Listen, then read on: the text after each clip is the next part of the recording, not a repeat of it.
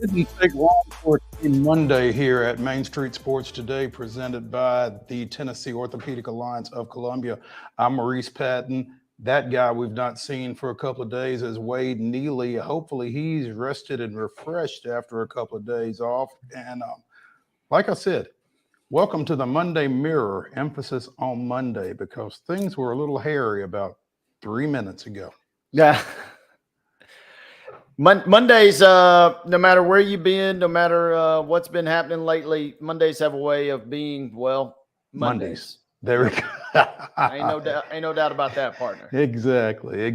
Well, we're going to try to get through this next 2 hours here, take you till 4 o'clock, discussing sports on a local, regional, and national level, as we always do about this time. Wade, speaking of national, how was your time off? Had a good trip, man. Went out of town. Girlfriend's family goes every year to a really, really cool fundraiser in Las Vegas, part of the Cleveland Clinic, which does a lot of research with Alzheimer's and Parkinson's. And the official name of the event is the Keep Memory Alive, Power of Love fundraiser. And so that was Friday night. But I mean, you can't just go to Vegas for one night.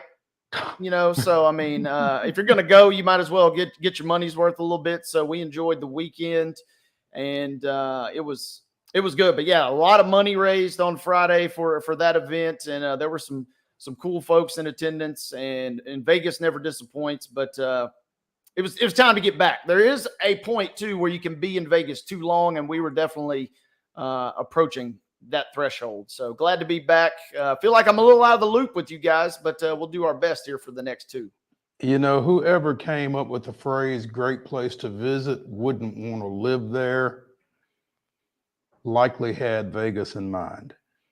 But I feel like that applies. Yeah, there's a threshold where you're there for you're like, yep, that's one too many days. And if I was still there today, it would have hit that for sure. Well, especially when you are in certain establishments where there are no timepieces. No, and I'll tell you, Mo, and this will probably be revealed as the next 2 hour goes along. I did my best to keep up with some sports over the weekend, but it may not seem like it, but the 2 hour time difference threw me for a loop. It does every time I go out there. NBA starting at noon. The games really start in the afternoon over here. That really threw me off. And imagine if you're an English soccer fan, games already come on at 6 a.m. here. I mean, some of your games starting at 4 a.m. there. I don't know. But it is nice that the late games get done at like 9 and 10 o'clock. You still got your whole evening if you wanted to still do something else. But it threw me for a loop. So I'm a little bit out of it in terms of the national sports scene here. The late games aren't so late, but the early games are terribly early. So yeah, but yeah. Well, I'm glad you had a good time, and we may have to get that picture of you and a certain Vegas luminary up at some point. Think bad haircuts. Yes, we can do that, and I will tell the story about that a little bit later, because it was a fun encounter on Friday night for sure. Oh, that's great. I'm glad you had a good time. I'm definitely glad you're back. And we got a good show because we will be visiting in the second hour with Caleb JARREAU from the Daily Beacon up in Knoxville, talking a little SEC baseball as Tennessee kind of kept itself in the hunt for a Southeastern Conference regular season title by taking 2 of 3 at Vanderbilt, putting themselves in position for a sweep. And J.D. Thompson said, nay. So we will talk more about that with Caleb in the second hour of the show. In our next segment, we're going to visit with the queen of Tennessee sports media, TERESA Walker. Going to talk a little college softball, as the NCAA 64-team brackets were released yesterday, and there is definitely a Southeastern Conference tilt to those brackets. We'll talk more about that,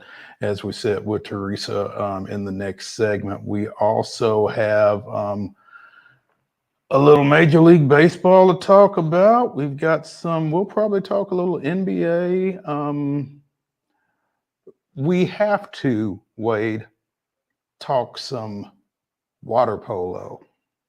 I mean, yes. I was And wondering when we would get around to water polo on this show, and I don't wonder need no to worry longer. about that any longer. We're going to get into it today. Wonder no longer. Mhm. Absolutely. Yeah. I'm looking forward to that discussion actually, as part of the grab bag in the final segment of the show, among other things that we'll be grabbing out of the grab bag. And of course, as we've said before, Wade, you really have a sports talk show if you don't talk either NIL or transfer portal? Well, we're going to have one of those here in just a few minutes. So let's go ahead and get things rolling with this weekend's results and today's schedule on the rundown. This is the Rundown.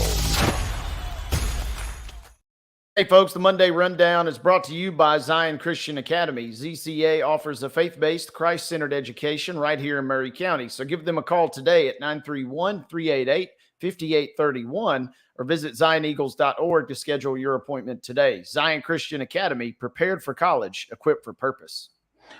High school baseball scores from Friday: Beach with a 3-0 win over Overton. It was Good Pasture defeating Christian Academy of Knoxville 4-1. Creekwood with a 9-5 win over Chester County. Clarksville defeated Dixon County 16-1. It was Eagleville 9, Cornersville 3. Gordonsville with a 6-1 win over Joe Burns. Huntington defeated Harpeth 5-0. Henry County defeated Rossview 5-3. It was Green Hill 10, Hillsborough 0. Lawson with a 6-5 win over White House. Lincoln County defeated Summit 13-5. Loretto with a 10-0 win over Cannon County. Hardin County defeated Montgomery Central 7-3. It was Nolensville 4, Columbia Central 1. Richland with a 17-2 win against Fayetteville. Riverdale defeated Stewart's Creek 2-0. Station Camp blanked Hume Fogg 14-0. Summertown with a 3-1 win over Forest. It was Watertown 4, Westmoreland 0, White House Heritage 10, Smith County 0, and Siegel 2, Wilson Central 0. We roll into Saturday baseball scores from the weekend. It was Beach 4, Green Hill 3. Joe Burns was a 12-2 winner versus Clay County. Creekwood 3, Hardin County 2. It was Gordonsville 6, East Robertson 0. East Robertson bouncing back with a 5-4 win versus Joe Burns. John Overton 10, Hillsborough 6. That game is listed twice. Surely they didn't play twice with the same score. Maybe they did. But either way, I can tell you that John Overton did beat Hillsborough at least one time, 10-6. Green Hill defeated, maybe even twice. Green Hill defeated John Overton 5-0. Lawrence County was a 13-1 winner over DeKalb County. Upperman does defeat Lawrence County 8-6. Station Camp 10, Lawson 0. Loretto 11, Summertown 1. Providence Academy 8-2 over Clarksville Academy. Eagleville defeats Richland in Linville 13-3, but Richland bounces back with a 14-0 win versus Cornersville. It was Siegel 10, Riverdale 5. Riverdale bouncing back with that 6-1 win versus Wilson Central. Smith County wins a pair, first 13-2 versus Westmoreland, then 9-6 versus Watertown. Wilson Central with a 7-6 win over Stewart's Creek, and Summertown with an 8-3 victory over Cannon County. In softball action on Friday, Overton edged McGavock 11-10. Summertown edged Loretto 3-2. Oakland and Siegel split a pair of games, with the Lady Patriots winning 5-1, the Lady Stars winning 5-4. Ravenwood defeated Independence 4-2. Eagle on Saturday defeated Huntland 10-4. On the pitch Friday, Hendersonville's boys soccer team with a 2-0 win over Beach, and it was Loretto 5, Richland 4. On Saturday, University School of Nashville defeated Battleground Academy 1-0, and it was Rossview 8, Dixon County 5. Pretty high-scoring soccer match. Yeah, man, a lot of goals there. Yeah. Major League Baseball from the weekend. On Friday, the Astros defeated the Tigers 5-2. The Braves defeated the Mets 4-2. On Saturday, it was the Tigers 8, the Astros 2, and the Braves flirted with a no-hitter, 8 2/3 of no-hit ball combined before settling for a 4-1 victory at Citi Field. On Sunday, the Astros closed out their series at Detroit with a 9-3 victory. The Braves closed out their series with a 4-3 walk-off loss to the Mets. I'm not bitter. Sounds action in Durham over the weekend. The Sounds defeated Durham 7-1, lost to Durham 10-3, and lost to Durham 8-7. We're going to have to talk to producer Mark about putting the winning team first. And in MLS soccer action, it was host Charlotte, with a 1-0 victory over the Nashville Soccer Club. To the schedule we go. Baseball action.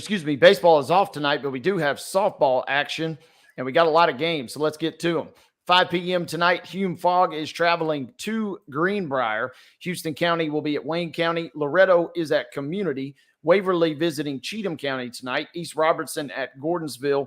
Waverly and Cheatham County and East Robertson and Gordonsville both are 6 p.m. showdowns. Also at 6 o'clock tonight, McGavock at Green Hill, Harpeth at Huntington, Clay County will be at Joe Burns, Mount Juliet is at John Overton, Macon County is at Lawson, Smith County will hit the road for a trip to Liberty Creek, Huntland comes calling tonight to take on the Richland Raiders in Linville at 6, Stewart's Creek will be at Siegel tonight at 6, Forest traveling to Summertown this evening, it'll be Westmoreland at Watertown at 6 p.m., Summit is at Lincoln County tonight, 7 o'clock start times as Cornersville visits Eagleville. It'll be Oakland taking on Smyrna. A boys soccer showdown tonight. You can hear it. We'll be broadcasting it on Pulaski Citizen Live right after this show at 5:30. Richland is on the road in War Trace tonight to take on Cascade. Again, kickoff is at 5:30. You can find that on PCL via the Mixler app. Major League Baseball schedule tonight. The Cubs will be at the Braves at 6:20 p.m. Can be seen on MLB Network as well as Bally Sports South. And at 7:10 tonight, it'll be the Astros entertaining the Athletics, as that takes us to the end of today's rundown.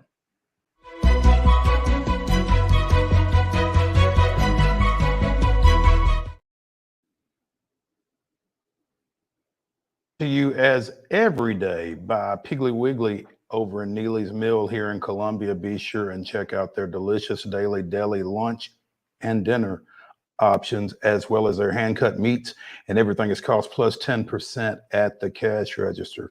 Piggly Wiggly in Neely's Mill here in Columbia, bringing you our top story. And today's top story, remember I mentioned the transfer portal? Mm-hmm. Well, the transfer portal taketh away, and the transfer portal giveth. And sometimes it's the same player. Former MTSU women's basketball guard Courtney Blakely is now current MTSU women's basketball guard Courtney Blakely. After a year in Tucson, Blakely is returning to the fold. Thought it was interesting when she announced that she was leaving, but the 5'8" guard from Gary, Indiana, returning for her final season of eligibility. And as soon as I heard this, I was interested to see what Rick Insel had to say about it. And his quote in the MTSU release: "We are excited to welcome Courtney back home to finish where her career started. Courtney is a dynamic guard. She has great speed, the ability to get to the rim, and can score from different areas. She can also change the game defensively. Courtney was a big part of our success during her time here, and we can't wait to welcome her back to Murfreesboro." In 2 years at MTSU, she played in 68 games, started 11 of those. MTSU won the Conference USA regular season and tournament championships her sophomore season. She averaged 6 points, 2.5 boards, a little over 2 assists per game in just over a half over her 2 years. Shot 40% from the floor, 81 total steals. Played in 29 games out at Arizona this past year. Played about 17 minutes. Had a career high 24 points against number 5 Stanford. So MTSU kind of refortifying, particularly in the backcourt. They also, as we talked with Chip Walters, I guess it was last week, got a transfer back to Murfreesboro, not back to MTSU, from former Blackman guard Emily Monson, who's coming back from Purdue. And then they picked up a transfer from Texas El Paso as well. So, I'm sorry, from Texas Tech, previously of Texas El Paso. So that young lady whose name escapes me will be on her third school, but did some pretty good work in Conference USA when she was at UTEP. So the Lady Raider getting into the transfer portal for both new and former players. I think that's an interesting dynamic. Yeah, who says you can't go home again, right? Courtney coming back. She played, like you said, pretty good minutes this year for Arizona, who went to the tournament. She even played in the tournament game that they ended up losing to Syracuse. So good to see her come back. It's kind of interesting, right? Because Rick Insell kind of strikes you in many regards as once you leave, you're kind of dead to me. But he also is a guy that's like, hey, if you can play, you know what? Maybe there's a spot for you here. And she certainly fits that mold there. So he's willing to kind of let bygones be bygones, it seems like, in that regard. Yeah, I am. I'm interested to see with some of the holdovers coming back from this past year's team that obviously went down to LSU and defeated Louisville in the opening round of the NCAAs. They've obviously got some talent coming back, and I'm interested to see how Courtney meshes with that. I'm particularly interested, as Rick said, about her ability to score at the rim. I'm kind of excited as an MTSU fan and alumnus to see her and Tamia Scott on the floor at the same time.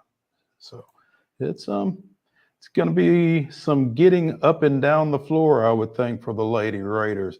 Not to be outdone, Penny Collins and Tennessee State has picked up another transfer portal addition as well. Former Mount St. Mary's forward Robert, and my connection is slow here, so bear with me. Come on. Robert Jessamy. Jessamy, Jessamy. Yeah.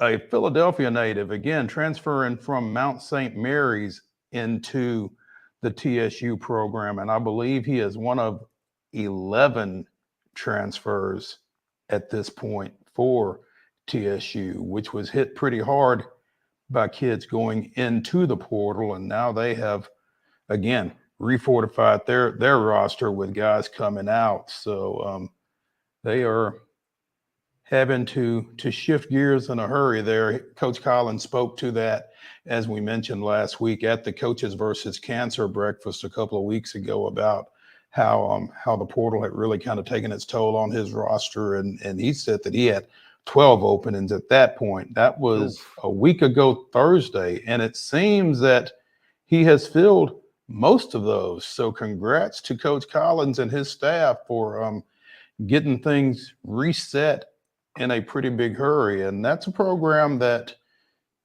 you know, traditionally has a lot of expectations, particularly in the OVC. And so they've had to kind of literally rebuild on the fly. And it looks as if Ronald Jessamy will be a big part of that. 6'8" forward out of Philly. Again, played previously at Mount St. Mary's. So looking forward to seeing what the Tigers can do with that. Let's take a break from the Lee Company studios here on West 7th in Columbia. When we return to Main Street Sports Today, presented by TOA of Columbia, we will be joined by TERESA Walker, talking a little college softball. Stay with us when we come back.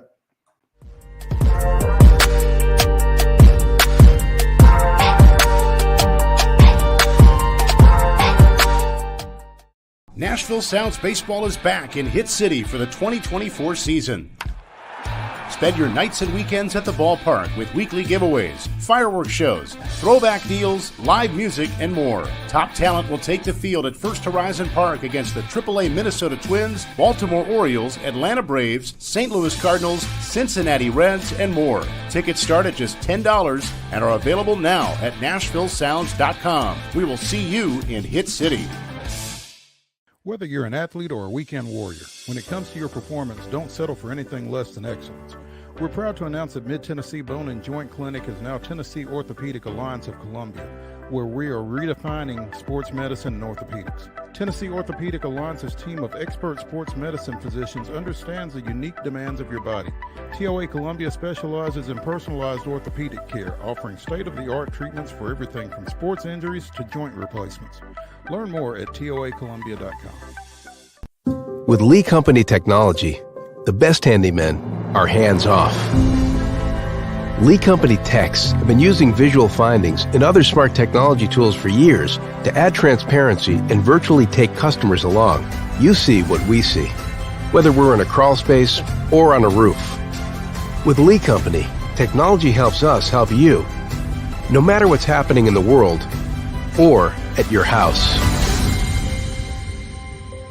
Jones & Lang Sporting Goods here in Columbia has been outfitting teams, officials, and anybody else from T-ball to college for 50 plus years. Be sure and check them out at 931-388-8060 or online at jonesandlang.com. Jones & Lang Sporting Goods, the look of a winner. Zion Christian Academy, zioneagles.org or 931-388-5731. You can schedule your appointment. Go tour their campus. It is beautiful over there, and you're definitely going to want to see it. Again, it's zioneagles.org. Give them a call, 931-388-5731, and schedule your tour today. Custom Stone Handler supplies over 600 distributors and suppliers with quality stone products. Along with River Stone, we produce and distribute over 100 building, landscape, and other bulk products.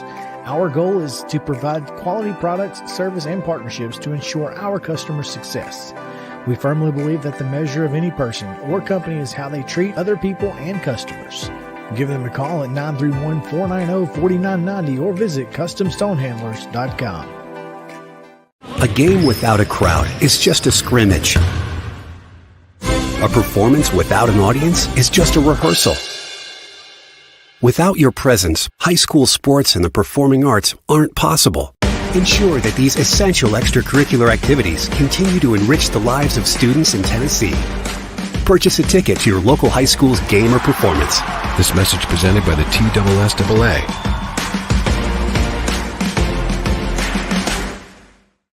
Piggly Wiggly, located in Neely's Mill Shopping Center, is Columbia's locally owned and operated Cost Plus 10 grocery store dedicated to serving the community with low prices and smiling faces. Piggly Wiggly offers fresh, hand-cut meats daily as well as daily hot plate lunches from their deli counter. You're certain to see smiling faces and a helping hand when you're here at Piggly Wiggly. Come by and check out our fresh produce, high-quality meats, and more. Down home, down the street, we'll see you at the Pig.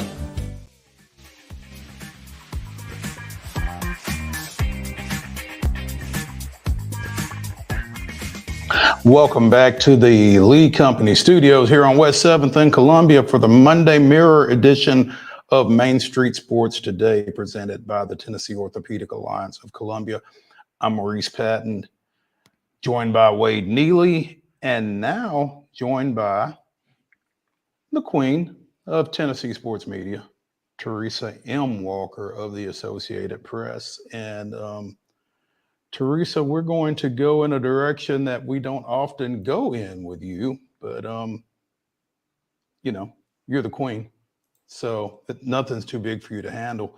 NCAA softball, the brackets were announced yesterday, and I noticed on your Twitter feed that you had a few thoughts, so we just figured we'd let you expound on some of them. Well, let's just say that Title IX did not arrive in time, at least in East Tennessee, for me to play softball. But I have played softball as in the rec leagues for a very, very long time, 15 to 20 years or so. My knees can attest to it because I was a catcher and played pretty much every position on the field except for pitcher. So let's just say I paid very close attention to softball. And here's the thing.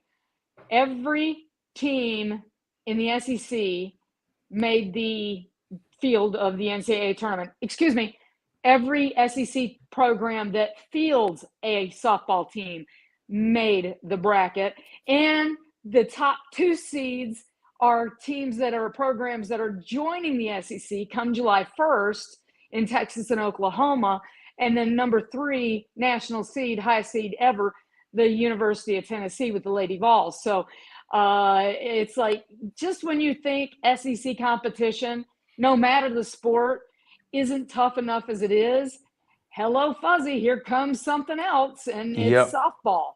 Yep, exactly. I mean, again, we talked with Marinangus Combs last week going into the SEC tournament about, the impending arrival of Texas and Oklahoma. And, she mentioned that Texas was the number 1 team in the country. And of course, they showed that this weekend, earning that number 1 national seed. But I mean, SEC softball certainly is not getting any easier when you include those two. And again, as we talked and as we've talked before on this show, obviously everything in college athletics these days and everything in the Southeastern Conference these days pretty well revolves around football. But there are certainly other effects of Texas and Oklahoma joining this conference, and this is one of them.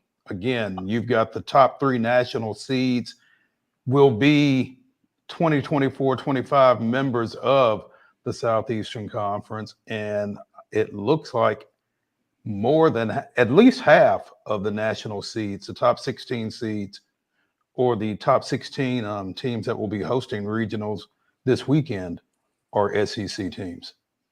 Well, that's the thing. The competition in this league was tough to begin with, and it's only going to get tougher. And I mean, go across the board. It doesn't matter the sport. I mean, Texas and Oklahoma, it's like they're walking in and they're coming in with a strut for a reason. They think they think that they're the best in any field that they're playing in.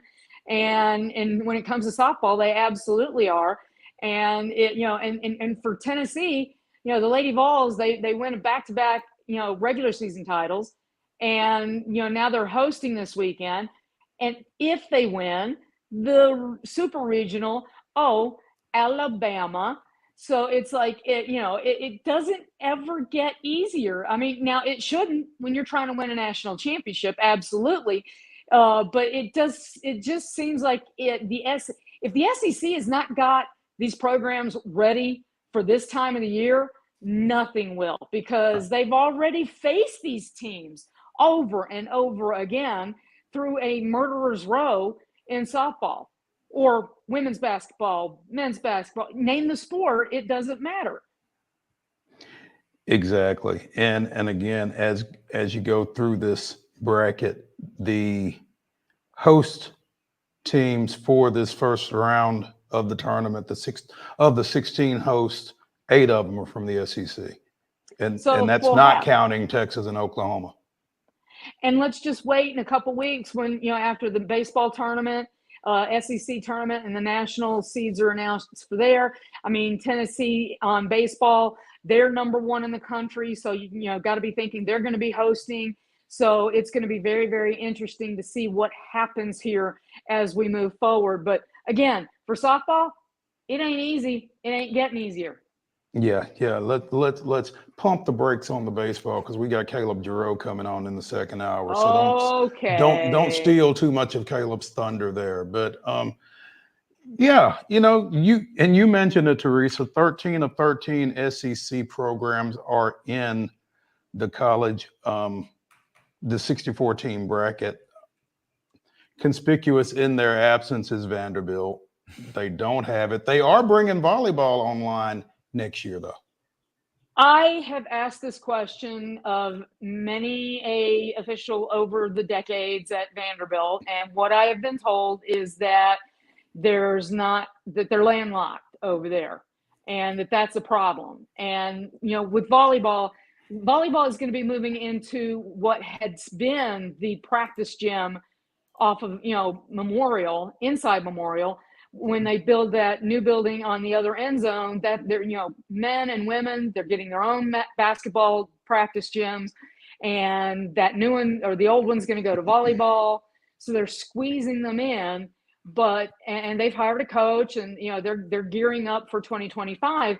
But softball, I mean, when you look at the eyeballs, the ratings that they get for the SEC, the SEC tournament, the NCAA tournament, the College Softball World Series. I mean, come on. Hey, Candace, I know we've talked about this, but maybe y'all need to rethink this and try and find some room, buy up a couple houses or something, and find a way to fit this in, because with the arrival of Texas and Oklahoma, it makes it even more conspicuous by Vanderbilt's absence in that sport. And Teresa, that's where I'm curious, and this may be a dumb question, but at some point, is there not ridiculous amounts of pressure from maybe even the conference level to pressure them, or kind of maybe even strong arm them into adding that sport? Because you're the only team that's not in there, and now next year it's going to look even more egregious, as you just said. You would think that there's some hints being dropped. If I'm Greg Sankey, I am. If I'm the people who are, deal with softball, I sure would be. Because that's the thing. Nashville is the home of the men's basketball tournament for a reason, because there's so many eyes. Everybody loves Nashville. Wouldn't you love to have a team playing softball in Nashville? I'm just saying. And that's the thing. You look around, it's a sport that's growing. And again, ratings, SEC Network, they've got airtime to fill. And it's a sport that Vanderbilt is competing in other stuff. And, God love them, and bowling is a tremendous thing as well. But the fact of the matter is, in the South, softball is huge. And I say that as somebody who didn't get a chance to play high school softball because we simply couldn't find somebody to coach us at my high school. They started it up, I think, a year after I left. That didn't feel personal at all. But, that's the thing. There's just, and I've talked to so many coaches around Tennessee, with the academies and the opportunities. The scholarships are there. And yes, I know the cost of a scholarship for Vanderbilt, but it's a roster. It's not one of the cheaper sports, but it just feels like they've gotten into swimming, they're getting into volleyball, they added bowling. Let's just think about softball, please. Everybody else is. And it feels like it feels like, with the minds that are on that campus, it feels like they should be able to find a way to figure something out. And high school softball in this area is pretty big. I don't think it would take long for Vanderbilt to be highly competitive in softball, especially, and we talked with, again, with Marion Angus Combs about this. Clemson and Duke both started up programs. I don't think either of those programs is 10 years old, and they have both been perennial NCAA tournament participants pretty much since they started. I just don't think it would take Vanderbilt long at all to be competitive on that level once they get the program going. And I get that they're landlocked. I've been on that campus. I know what it looks like. It just feels like you can figure something out. Well, yeah, and I'm old enough that I remember when there were actually softball fields around the area where Centennial Sportsplex is. Practiced and for an intern legislator softball game back in the mid 80s. So it's like, I remember what Nashville used to look like. So, buy a couple houses, expand the campus. Shoot, just a couple blocks away, Belmont's buying land left and right. So, they don't seem to have a problem finding space for another building. So, when you got to compete in the new NIL area, and money requests are coming at you left and right. If you're the AD at Vanderbilt, I get that. But again, Vanderbilt was conspicuous by its absence yesterday when they say 13. Every SEC program that competes in softball made the NCAA field yesterday, but there was no Vanderbilt. So, and it's only going to get worse once we get the, Texas and Oklahoma in. It's only, again, the conspicuousness is only going to grow. It's not going to shy away. I don't care what other sports you add, because again, we're in the South, the SEC territory, and no softball is a sport that is a big sport and a growing sport.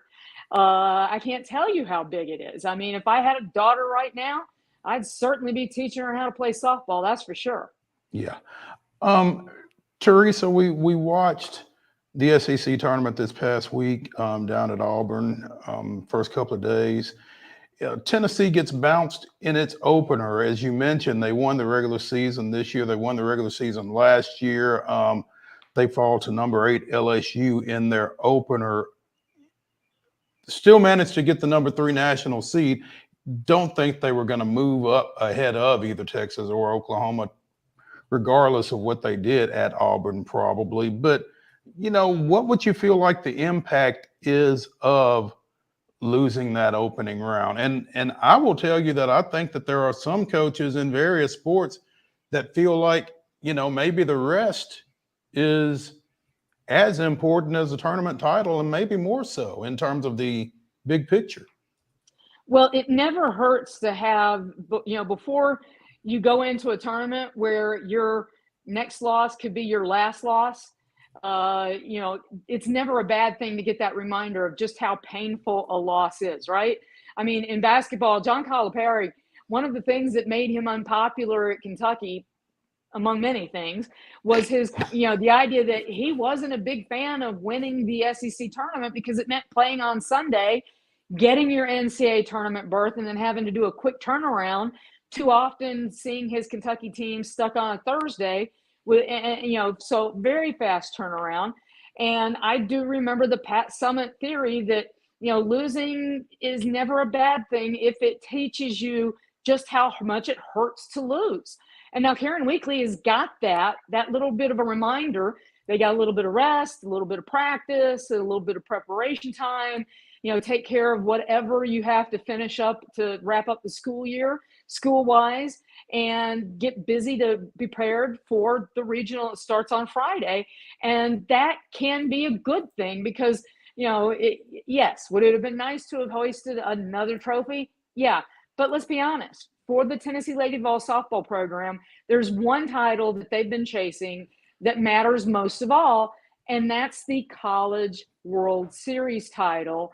If they can hoist that, that's the one they want to add to the trophy case. That's the one that matters. That's the one that has been lingering there since Monica Abbott was pitching. Yeah, and that's the big thing. And that shows really kind of the status, in my opinion, of a program, Teresa, is certain programs, they're cool with conference championships, and obviously everyone is special, and not diminishing that feat whatsoever. But at some point when you reach a high enough level, you're okay not winning that conference championship if you've got bigger fish to fry, as it were. And that certainly seems that's where Tennessee's ambitions lie right now.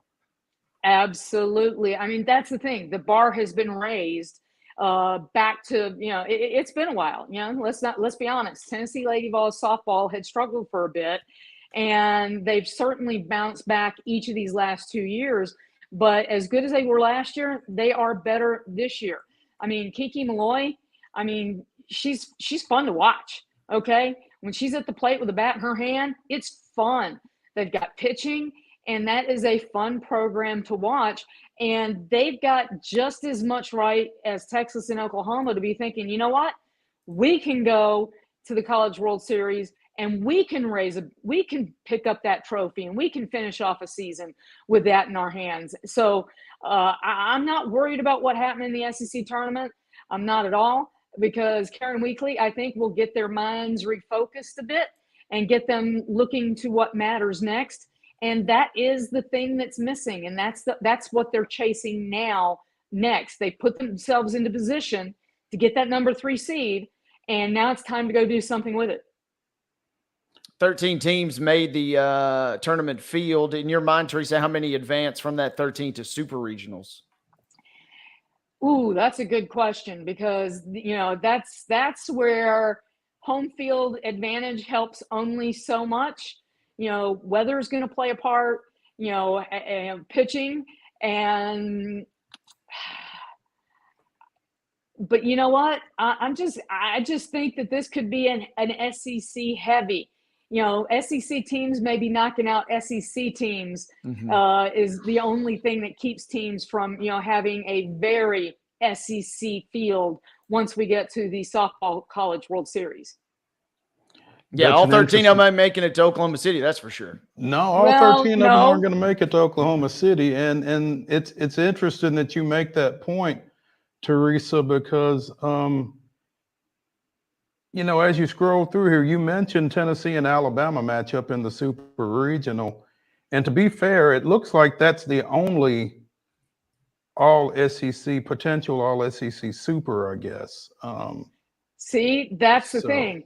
You've got that potential. One will not fall, one will not advance out of the supers if it ends up being Tennessee, Alabama. So that leaves the opportunity for, hey, just move, set up an SEC spare office over in Oklahoma for the College World Series potentially. Now that's if seeds hold, but Yes. it looks like, again, with 13 teams and 16 regionals, I think they're pretty well spread out. So, I guess if there are some upsets and that kind of thing, you could see some other all SEC, and there's always upsets. I didn't realize Missouri was as well regarded as they apparently are, getting a number 7 seed, getting a host berth in the region, obviously, but also they would host a super if they win, and Duke is the number 10. So it would be Duke going out to Como if those hold up. But like I said, I did not realize Missouri was that good.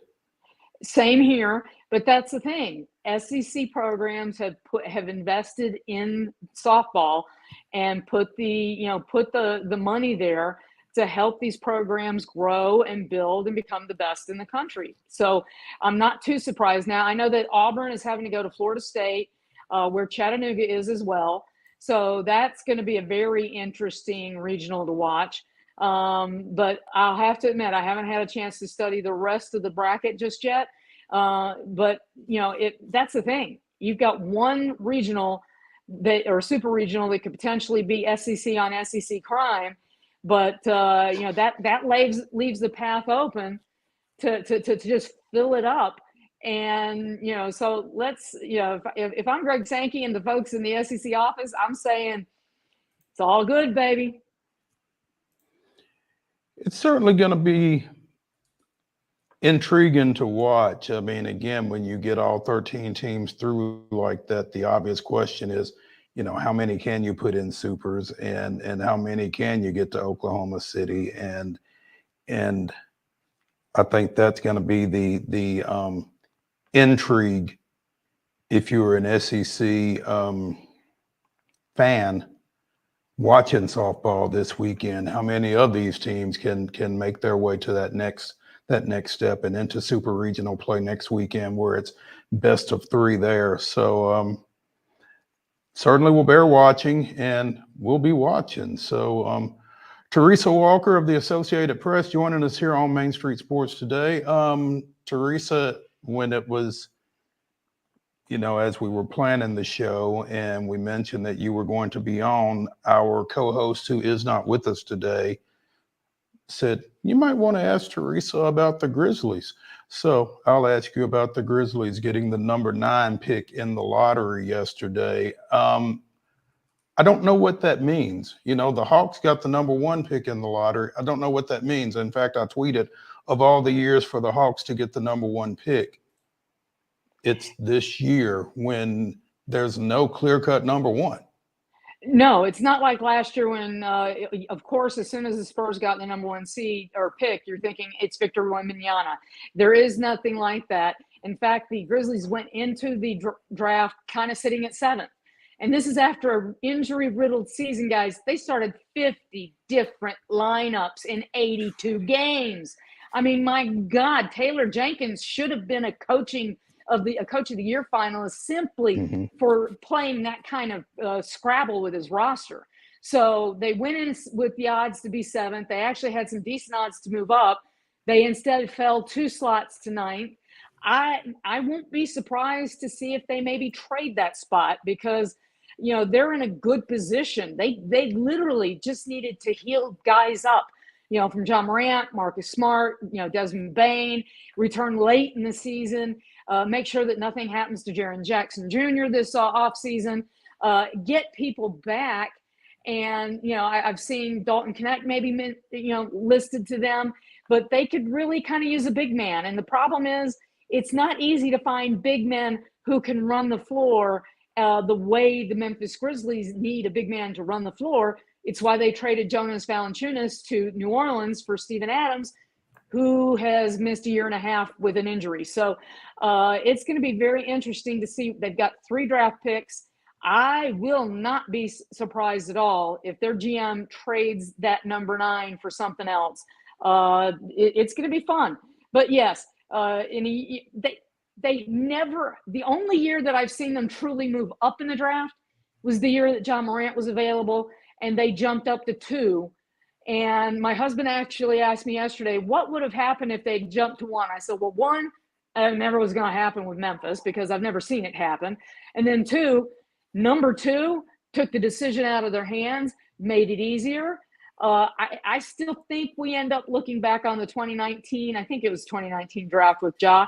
The idea being that, a little Sam Bowie-ish kind of draft where, you maybe the first pick overall was a guy who just had a hard time staying healthy and on the court. And maybe he'll prove me wrong down there in New Orleans, but I think the Grizzlies, and now that John Morant has Mike Miller as a new agent, maybe things calm down there in Memphis and they focus on basketball. New Orleans wasn't going to trade that pick anyway, were they? No, I mean, why would you? You've got the number 1. You've got the guy who literally is tearing shoes up on the court and squishing basketballs. I mean, the physical phenom that he is, you are going to take him. And, the idea being that Ja is the guy who rocketed up the draft charts and suddenly became the obvious pick to be number 2, even more so in hindsight as Rookie of the Year and, a 2-time All-Star who, to a certain extent has been his own worst enemy at this point. And classic Memphis fashion, Teresa, they lose 2 spots. Most likely you're going into it, you got the 7th best odds. They end up picking 9th, and they were painfully outside the top 4, just one off. And a lot of the, I guess, hopes amongst the Grizzlies fan base is maybe after watching UConn's run that Donovan Clingan could fall to him. You're right that they need a big man, but in a weird draft, it seems like you don't know what the heck everybody's going to do. And it seems like if you can't get one specific guy, you might be better off trading in. And that's kind of what I've taken away out of the last 24 hours. And it seems like, unfortunately, at 9, that's probably going to be your best option at that point. Well, absolutely. And that's the thing, because it is so, there's no set 1 through whatever, Clingan could fall to them and they might say, you know what, let's go get a big man. Or they, or Dalton Connect, and they're like, you know what, let's use him. Trade, they've got a lot of players, got a lot of playing time this season. So they might say, you know what, we'll take this guy, package him with something else, and trade for something else. And guys, we're going to have a 2-night NBA draft in June. 2 nights. They broke up the first and second rounds over 2 nights because, gosh, we need to make it go longer. 4 trades that aren't official until a certain time in July. So yeah, this is going to be a fun draft.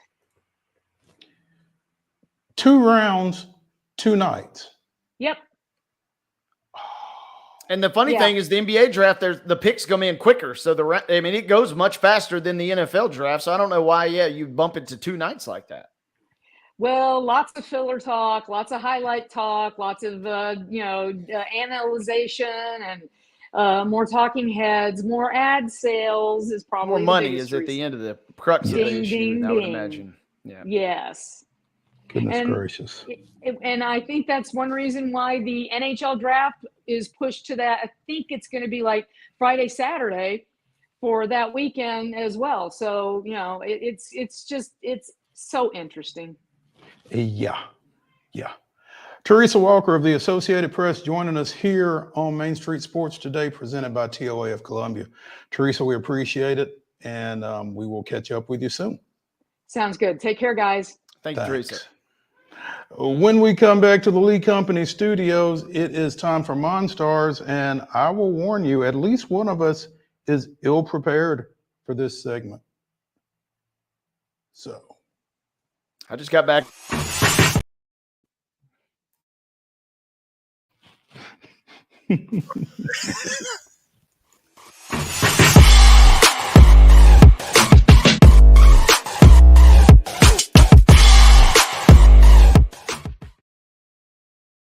The wild horses are coming to Franklin. The Mustang Heritage Spectacular. 4 days of celebrity freestyle, liberty training, trick riding, and extreme Mustang makeover. Plus the shopping. Over 100 vendor spaces with clothing, food, home goods, and things you can't find anywhere else. All that and celebrity signings at a music stage too. June 20th through 23rd at Williamson County Ag Expo Park. Don't miss a moment with a weekend pass. MustangHeritageFoundation.org for tickets. Hello, race fans, and welcome to Nashville Super Speedway. That's right, guitars and fast cars right here in Music City. This summer, NASCAR is back at the Nashville Super Speedway. Get your tickets now to watch your favorite driver take on the 1.33 miles of concrete chaos. Visit NashvilleSuperspeedway.com to lock in your spot June 28th through the 30th for the Ally 400 race weekend. Whether you're an athlete or a weekend warrior, when it comes to your performance, don't settle for anything less than excellence. We're proud to announce that Mid-Tennessee Bone and Joint Clinic is now Tennessee Orthopedic Alliance of Columbia, where we are redefining sports medicine and orthopedics. Tennessee Orthopedic Alliance's team of expert sports medicine physicians understands the unique demands of your body. TOA Columbia specializes in personalized orthopedic care, offering state-of-the-art treatments for everything from sports injuries to joint replacements. Learn more at toacolumbia.com. Custom Stone Handler supplies over 600 distributors and suppliers with quality stone products. Along with River Stone, we produce and distribute over 100 building, landscape, and other bulk products. Our goal is to provide quality products, service, and partnerships to ensure our customers' success. We firmly believe that the measure of any person or company is how they treat other people and customers. Give them a call at 931-490-4990 or visit CustomStonehandlers.com. Nashville Sounds Baseball is back in Hit City for the 2024 season. Spend your nights and weekends at the ballpark with weekly giveaways, fireworks shows, throwback deals, live music, and more. Top talent will take the field at First Horizon Park against the AAA Minnesota Twins, Baltimore Orioles, Atlanta Braves, St. Louis Cardinals, Cincinnati Reds, and more. Tickets start at just $10 and are available now at NashvilleSounds.com. We will see you in Hit City. With Lee Company technology, the best handymen are hands-off. Lee Company techs have been using visual findings and other smart technology tools for years to add transparency and virtually take customers along. You see what we see, whether we're in a crawl space or on a roof. With Lee Company, technology helps us help you, no matter what's happening in the world or at your house.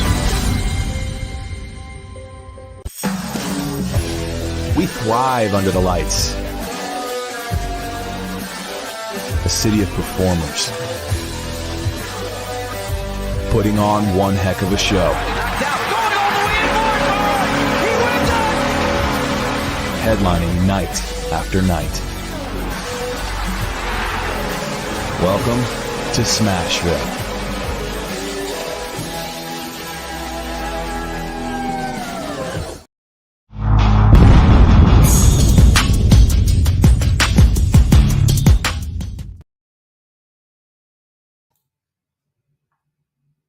Stars here on Main Street Sports Today as we continue the Monday update from the Lee Company studio. I'm Maurice Patton.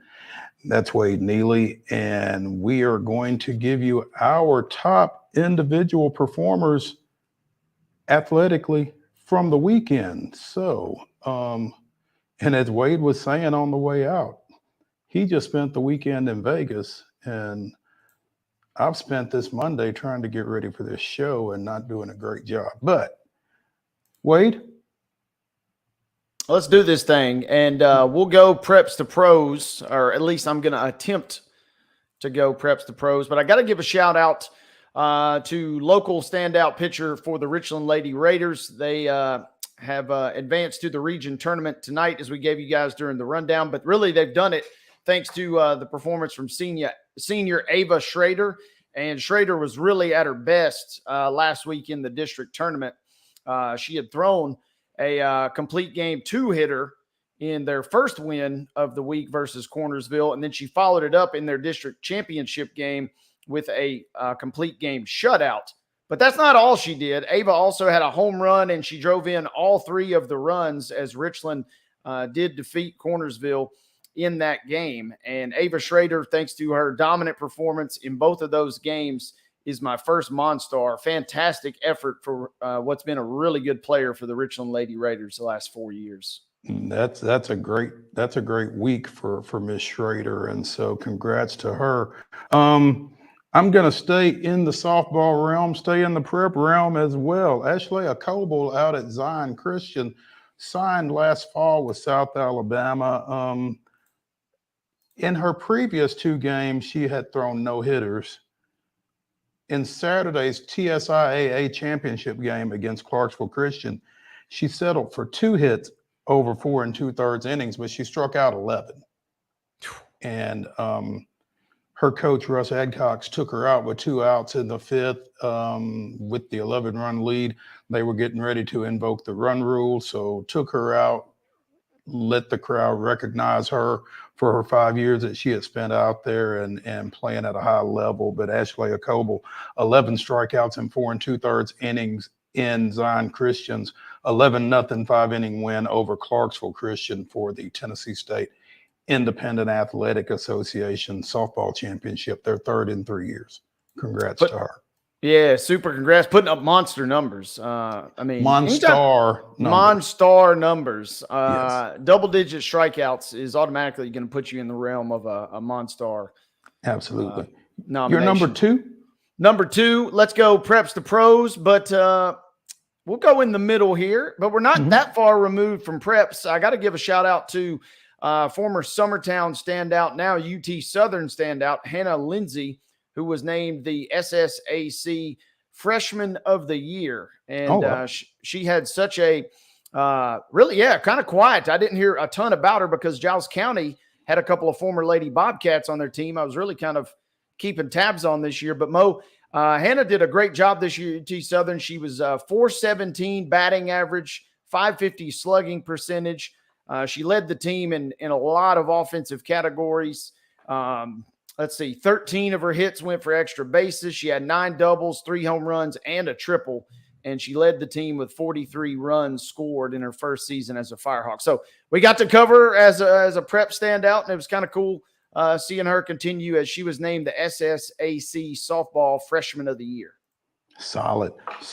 I'm going to end up at pros, but right now I'm staying in preps.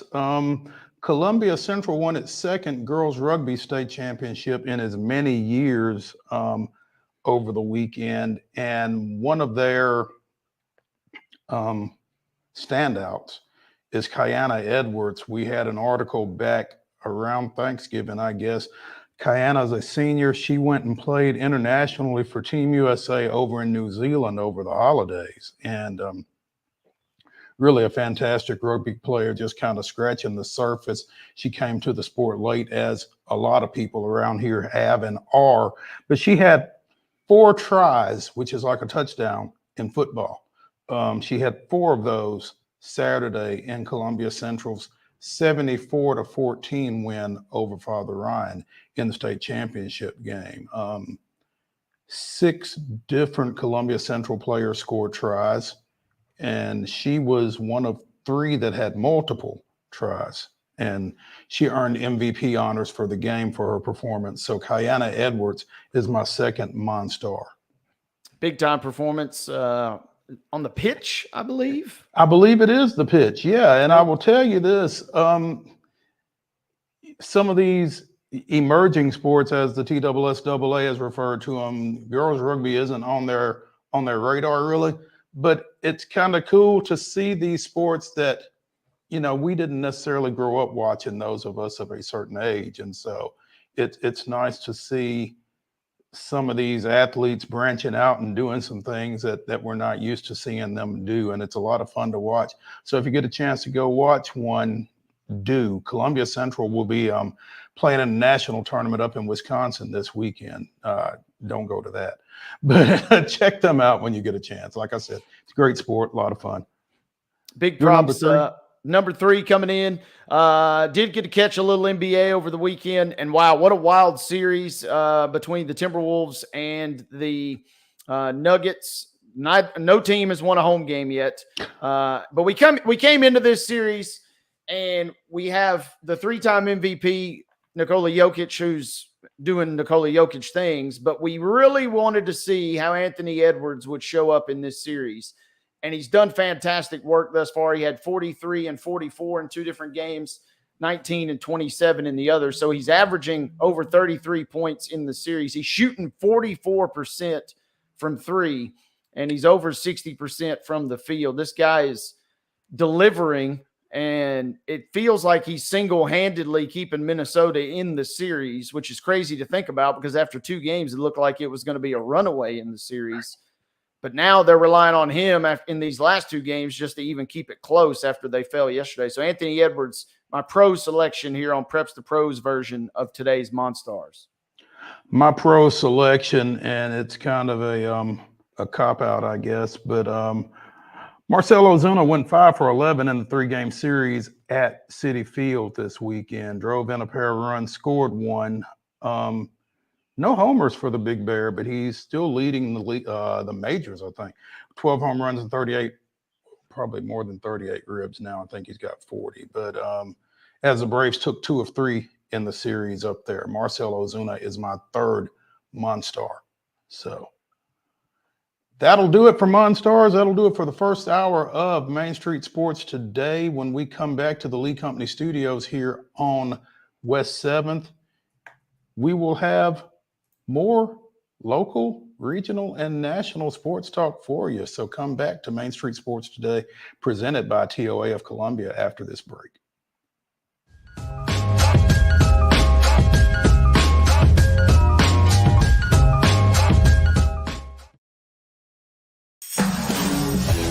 We thrive under the lights. A city of performers, putting on one heck of a show. Headlining night after night. Welcome to Smashville.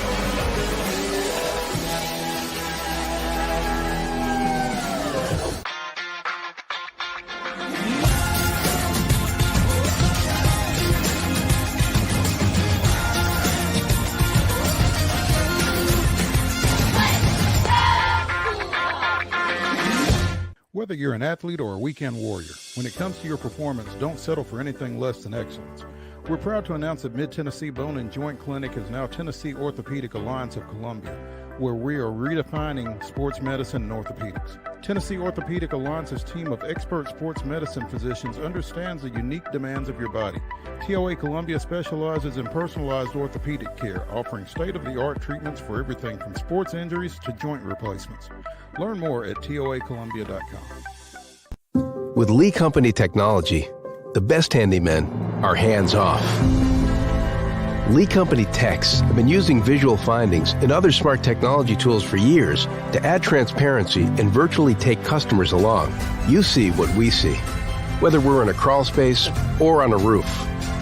With Lee Company, technology helps us help you, no matter what's happening in the world or at your house. Jones & Lang Sporting Goods here in Columbia has been outfitting teams, officials, and anybody else from T-ball to college for 50-plus years. Be sure and check them out at 931-388-8060 or online at jonesandlang.com. Jones & Lang Sporting Goods, the look of a winner. Zion Christian Academy, zioneagles.org or 931-388-5731. You can schedule your appointment. Go tour their campus. It is beautiful over there, and you're definitely going to want to see it. Again, it's zioneagles.org. Give them a call, 931-388-5731, and schedule your tour today. Piggly Wiggly, located in Neely's Mill Shopping Center, is Columbia's locally owned and operated Cost Plus 10 grocery store dedicated to serving the community with low prices and smiling faces. Piggly Wiggly offers fresh, hand-cut meats daily, as well as daily hot plate lunches from their deli counter. You're certain to see smiling faces and a helping hand when you're here at Piggly Wiggly. Come by and check out our fresh produce, high-quality meats, and more. Down home, down the street, we'll see you at the Pig. Nashville Sounds Baseball is back in Hit City for the 2024 season. Spend your nights and weekends at the ballpark with weekly giveaways, fireworks shows, throwback deals, live music, and more. Top talent will take the field at First Horizon Park against the AAA Minnesota Twins, Baltimore Orioles, Atlanta Braves, St. Louis Cardinals, Cincinnati Reds, and more. Tickets start at just $10 and are available now at NashvilleSounds.com. We will see you in Hit City.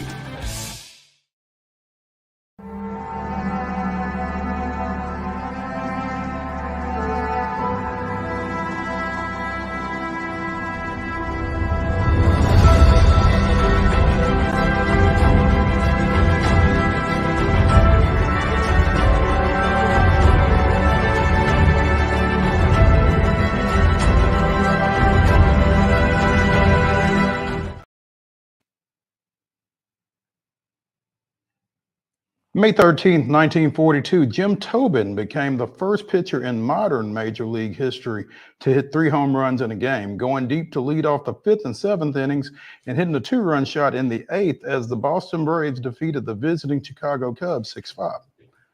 Tobin just missed homering in 5 consecutive at-bats as he hit a pinch hit bomb in the game prior and flew out to deep right in his 3rd inning at-bat. Tobin's 3 home runs matched the efforts of Louisville's Guy Hecker, who hit 3 inside the park home runs in 1886. That was his day in Braves history. Jim Tobin didn't just become the first pitcher in modern Major League history to do that. He is the only pitcher in modern Major League history to hit 3 home runs in a game. The Braves have had some good hitting pitchers over the years. I'm learning through this segment here. Nice. Hey, if we can teach someone something, that's a great thing. A little TIL, a little today I learned, right? Mm-hmm. And you know, that's one of those reasons you kind of hated to see the universal DH. I like seeing pitchers hit when they can hit. Now, I mean, I get it. I understand.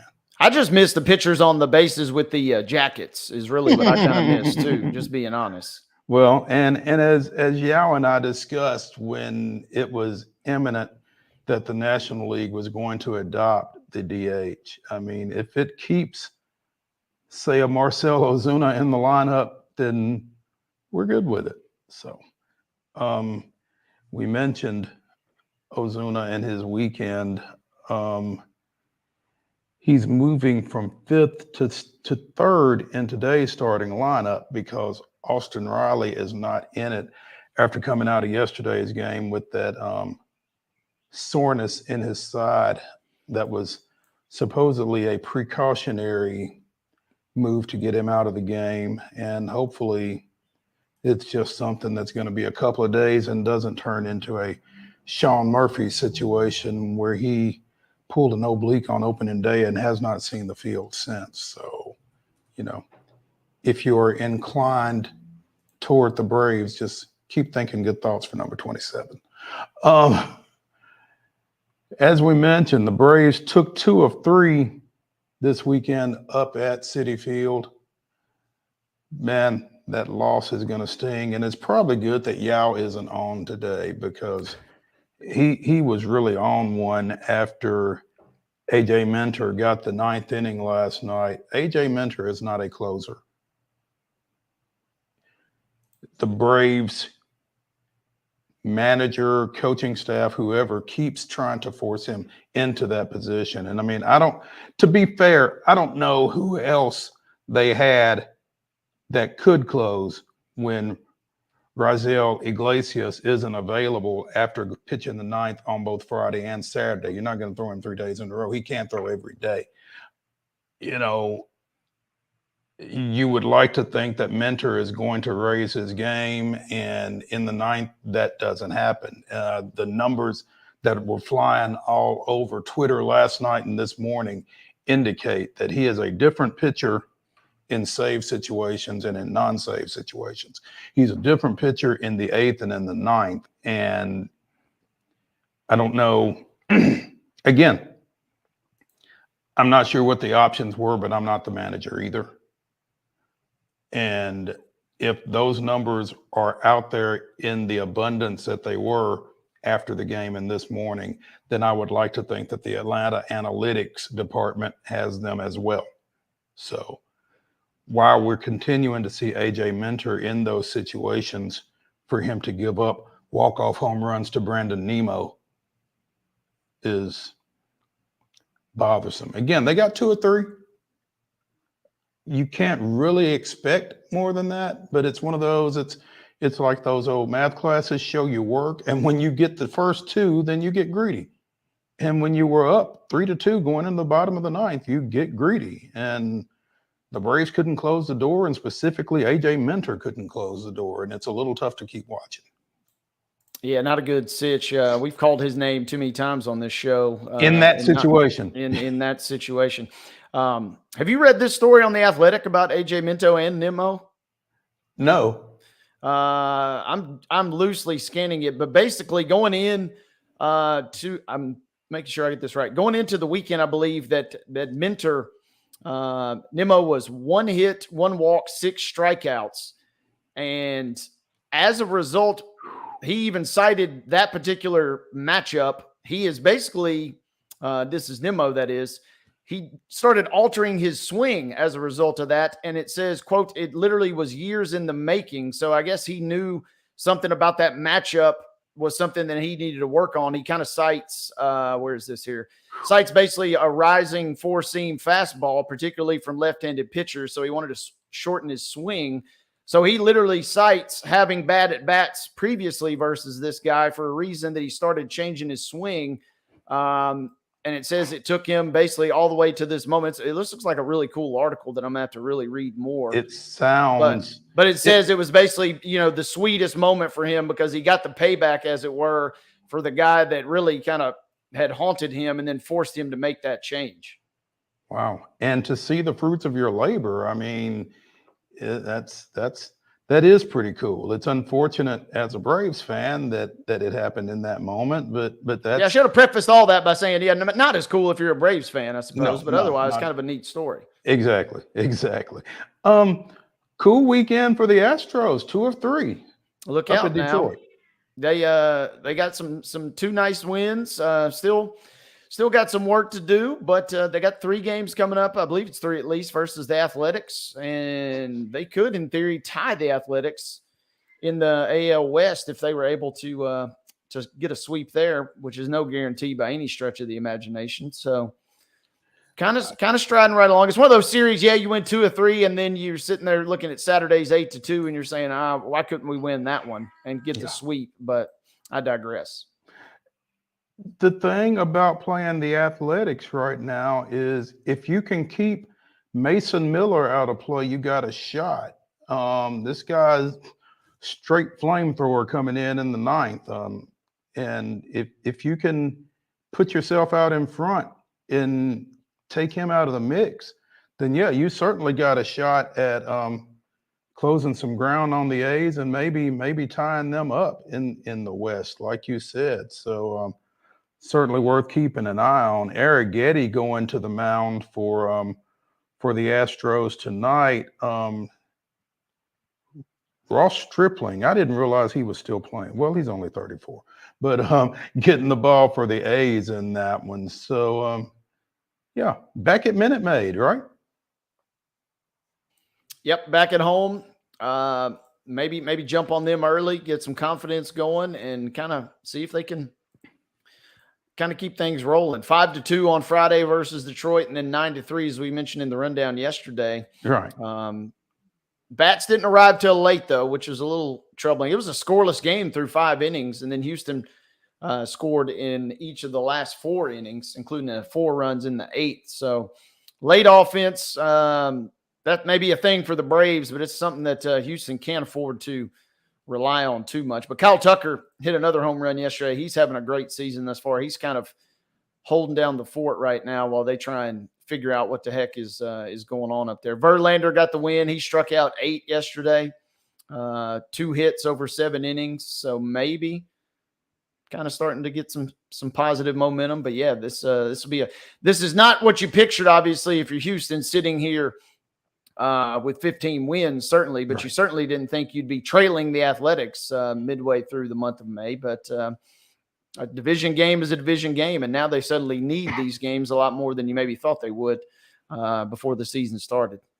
Wade, as an Astros fan, how concerned are you about Alex Bregman right now? I saw somebody tweet over the weekend that he's washed, and I have a tough time believing that, but I got a tough time believing it, but that was something I'd kind of been seeing not too far into the season. And here's a CBS article, inside Alex Bregman's modest 3-game hit streak. So he's not playing well. I mean, that's the cool thing, right? Or that's I guess maybe what you're hanging on to. He's not having a great start, but I mean, if he gets going, then, and you feel like he's given you enough of a body of work that he will get it going. Right. And so if he does, that could solve potentially a lot of your problems there, because he has, not been producing thus far. Yeah. Braves taking on the the Cubs, the other team from Chicago. Tonight, 6:20 start. It's Shota Imanaga, Imanaga, 5-0 with a 1.08 ERA, taking the mound for the Cubs. 5'8", 176, Shota Imanaga. Been dominant to start the season for the Cubs. Ronaldo Lopez, 2-1 with a 1.53. You know, anytime you get 2 starters with sub-2 ERAs going at it, it sounds like it's going to be a fun night. So we'll be keeping an eye on that one. There was some great pitching over the weekend in spots other than Citi Field in Detroit. Let's start in Milwaukee, where former Nashville Sound Robert Gasser made his major league debut Friday night, and we visited with Jeff Him on Friday, the voice of the Nashville Sounds, and we had mentioned that Milwaukee hit 3 home runs on Thursday night against St. Louis, and I'm sure Gasser would like to have gotten that kind of support for his game. Well, the Brewers had a 5-run 5th and defeated St. Louis 11-2 as Gasser went 6 innings, 6 shutout innings with 4 strikeouts, and he got the support and he let it fly, man. I think that's exactly what Milwaukee was looking for out of him when they called him up to make his first major league start. And as Jeff talked and we talked, you didn't know if it's going to be a situation where he was just making an emergency start or whether he's got a chance to, get another one. Well, if he doesn't get another one here in his next turn, then I'm not sure what more he could have done to get one. So that'll be worth keeping an eye on. But Pat Murphy says, I think Gas came in with a little chip on his shoulder, like I should have been here last year in my mind, and they made me wait. Maybe that's something that we could think about sometimes. Maybe we need to make guys wait. So again, 6 shutout, 4 strikeouts for Robert Gasser in his first major league start as the Brewers defeated St. Louis 11-2 on Friday night. His debut wasn't nearly as talked about as Paul Skeens' debut on Saturday for Pittsburgh at PNC against the aforementioned Cubs. And, he had a nice outing, pitched into the 5th, I believe. They had a weather delay, and I don't think he came back out afterwards. But after he left the game, the Cubs drew six bases loaded walks in a 7-run 5th inning. The most since the Chicago White Sox walked 8 times in a game with the bags loaded in April of 1959. 6 bases loaded walks. Now, I mean, I've seen some games like that, but they were primarily rec league. Yeah, I've umpired some games like that, and they were definitely rec league. But 6 bases loaded walks in an inning. Who's that? We'll talk to Caleb in a minute about college baseball. But isn't that Texas A&M that gets the chant going when they have the walks in a row? That feels like that they were primed for that. If that was the case, ball 8. Yeah. That is not a good sitch, to say the least. But it was. I will say this: the one thing I did keep tabs a little bit on over the weekend was Skeens' debut, and I had a few friends even that shot me a text and said, "Man, are you watching this?" Or a couple folks said, "I didn't know this kid was going to be this good." Folks that kind of had not seen him during his run at LSU, and so that kind of to me signified that, hey, this is a guy that the hype is real with certain guys, and it looks like it certainly might be real with him. Here's the thing: Chicago drew 6 bases loaded walks in the 5th inning. Scored 7 runs in the 5th inning, lost 10-9. Oh, my. Yeah. So Cubs. That's one of those, the baseball gods are like, hey, we got a funny way of doing this, but Skeens, we still got your back in a weird way. Yep, got him off the hook, I do believe. Let's see. 4 innings pitched, 6 hits, gave up 3 earned runs, 2 walks. Yao set the over-under for strikeouts at 6.5. I took the under. He struck out 7. Right on the money. Yeah, might have a future in this. We'll see. But yeah, the Pirates won that one 10-9. Pretty exciting ball game, all in all. Certainly interesting. Again, Sounds wound up splitting their series at Durham. They go on to Jacksonville for a 6-game series starting tomorrow. We will be visiting more with Jeff Hem on Friday during our sound segment, so looking forward to that. Let's take a break here from the Lee Company studios. When we return to Main Street Sports Today, presented by TOA of Columbia, we will be joined by Caleb JARREAU of the Daily Beacon, talking a little college baseball. So stay tuned after this break.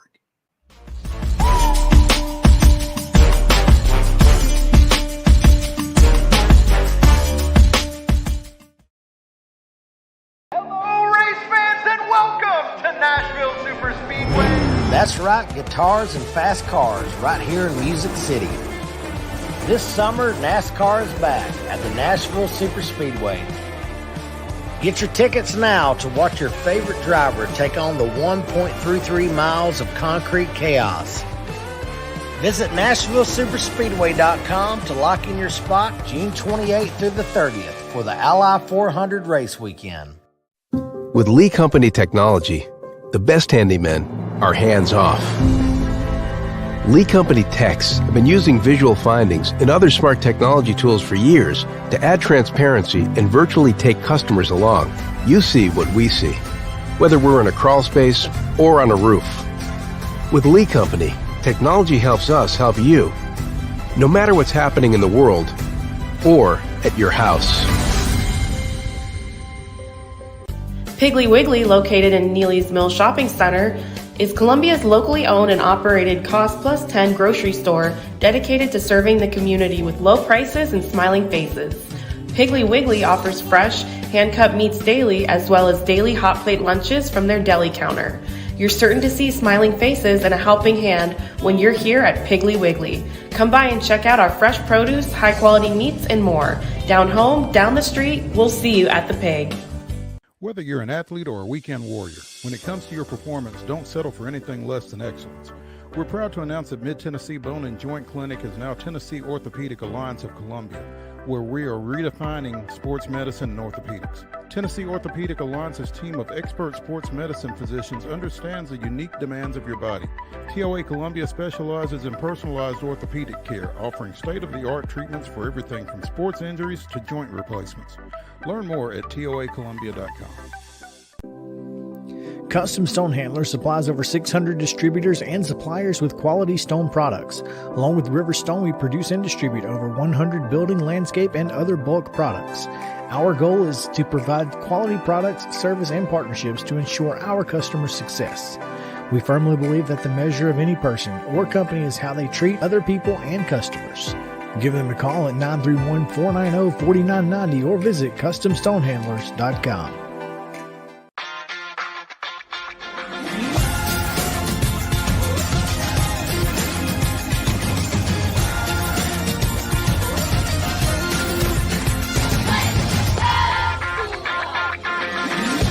Wild horses are coming to Franklin. The Mustang Heritage Spectacular. 4 days of celebrity freestyle, liberty training, trick riding, and extreme Mustang makeover. Plus the shopping. Over 100 vendor spaces with clothing, food, home goods, and things you can't find anywhere else.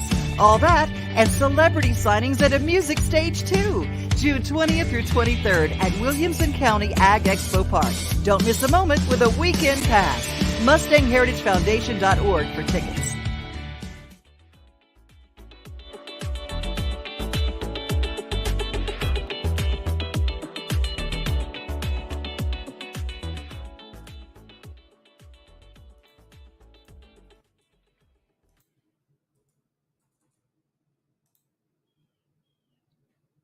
Welcome back to the Monday Mirror edition of Main Street Sports Today, presented by the Tennessee Orthopedic Alliance of Columbia. I'm Maurice Patton, that's Wade Neely, and we are now joined by Caleb JARREAU of the Daily Beacon, the student newspaper at the University of Tennessee.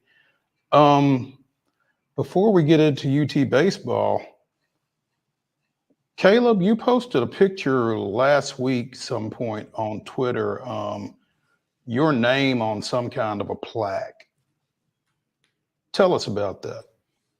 Yeah, so at our end of year banquet, I guess I did enough to win an award that I was a big supporter of student media, did a little bit of everything. So now, God forbid, everybody who walks in has to see my name on the wall at the entrance of our office.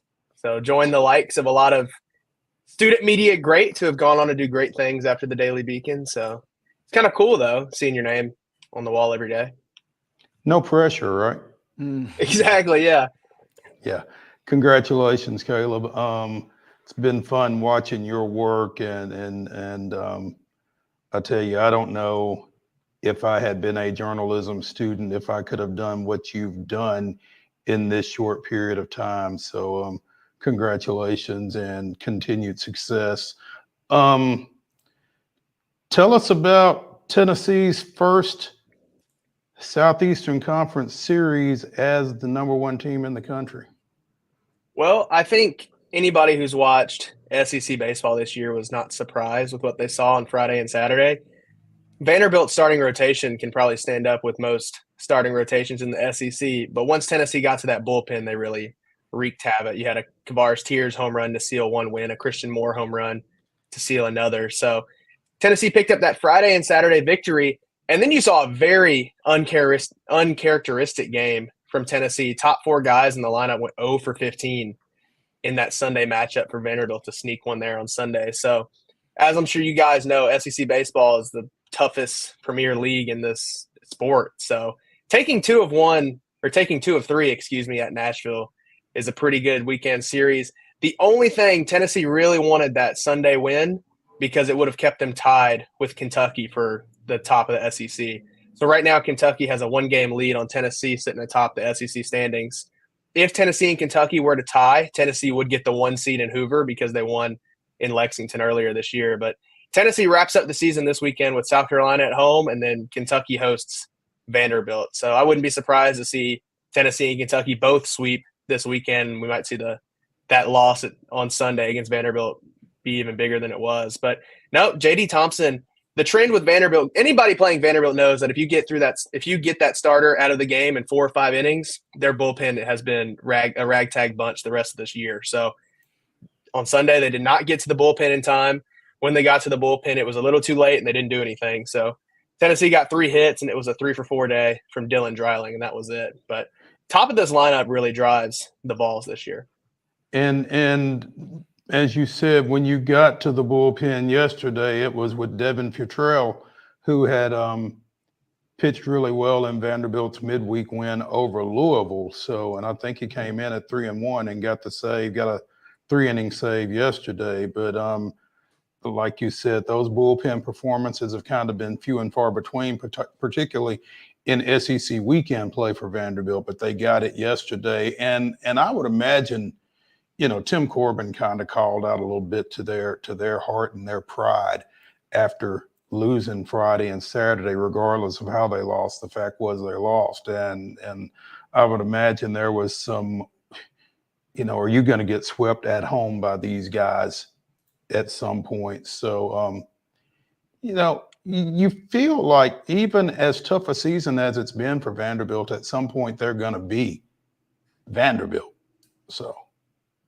Yeah, and I think it's been an uncharacteristic year from Vanderbilt. The lineup hasn't produced like you wanted it to. I think over the weekend, I heard somebody say they were hitting like 235 or 240 as a team this year. That's not what you expect out of a Tim Corbin group.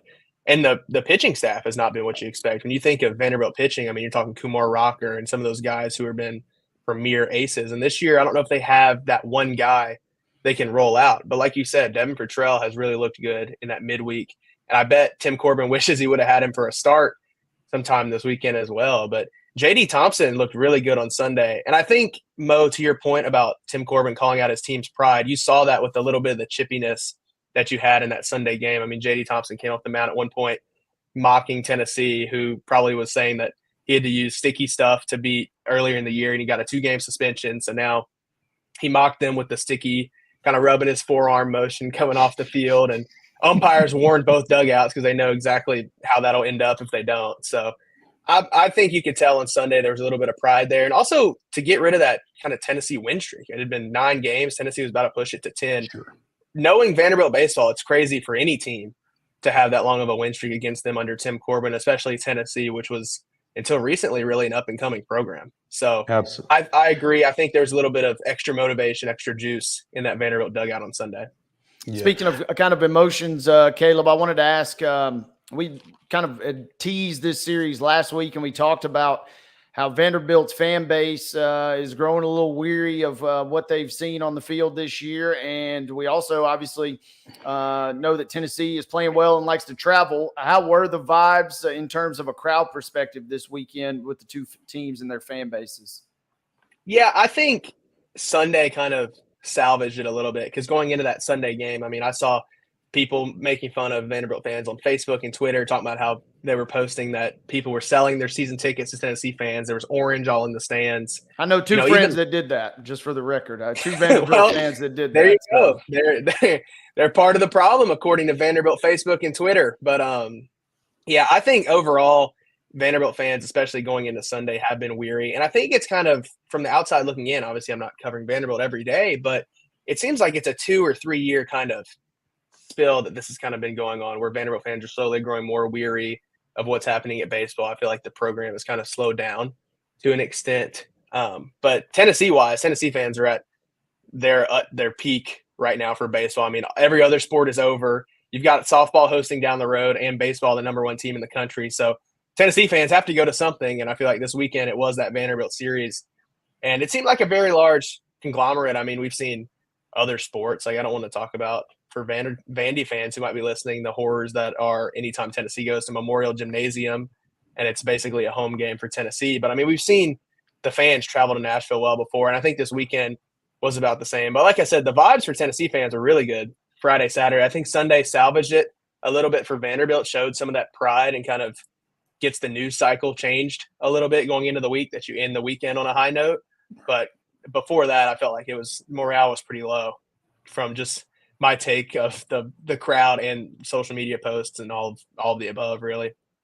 You mentioned the momentum that Vanderbilt could take out of that win. J.D. Thompson, SEC Pitcher of the Week this week for that performance. 6 shutout, 9 strikeouts, allowed just 2 hits before turning it over to Futrell. But yeah, I don't know how much momentum helps when you're going up to Lexington with what's on the line for Kentucky this weekend. That's going to be a tough series for Vanderbilt to give Tennessee any help, I think. That is very true. And I think really you have to hope that Vanderbilt taps into that emotion and passion they had on Sunday and take that up to Lexington. Kentucky is a very difficult team to beat for the simple fact that, A, you've got a good lineup and a good pitching staff, but also they play small ball. So one mistake and all of a sudden Kentucky's got 2-3 runs on the board.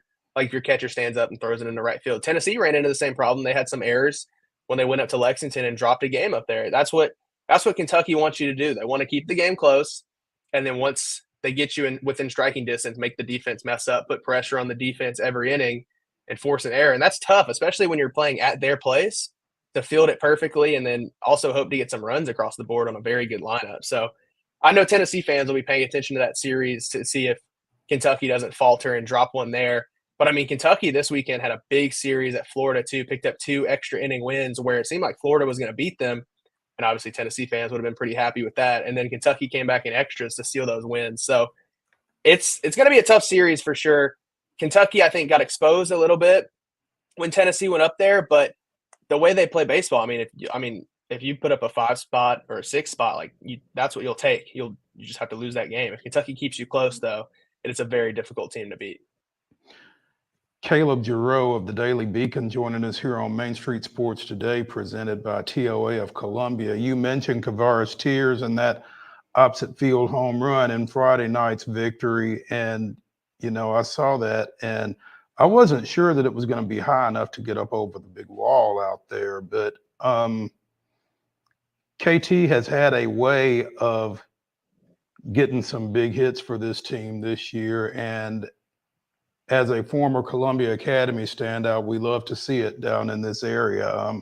Was fortunate enough to catch up with Tony Vitello at a coach's clinic up in Cool Springs back in January, and he mentioned then that Kavares is likely to get drafted and drafted high this summer, and KT hasn't done anything to disprove that. Yeah, and I think the biggest thing with Kavares this year has been his defense, because last year and his freshman year, the pop was always there. I mean, he was mishitting balls and grounding out to the second baseman at 110 miles an hour off the bat. Like, that's just stuff you can't teach, that kind of explosiveness out of his bat. But this year, the defense has been really lights out for him. I mean, you look at that Vanderbilt series. I think it was the Saturday game where he made 2 big catches down the line to seal that victory in that close game. And then I saw somebody tweet after the game that he was staring directly into the sun on all of those catches. Never faltered, made it look natural. And I mean, we've seen it a ton this year too, where he catches a routine pop fly, deep pop fly, and the guy at third thinks he has it easy, and then he guns him out at home too. It's just, I think those attributes where you can move him around the outfield and his glove and arm have come so far along that a team can now draft him even higher and say, hey, this guy's going to swing it and he's going to hit it hard.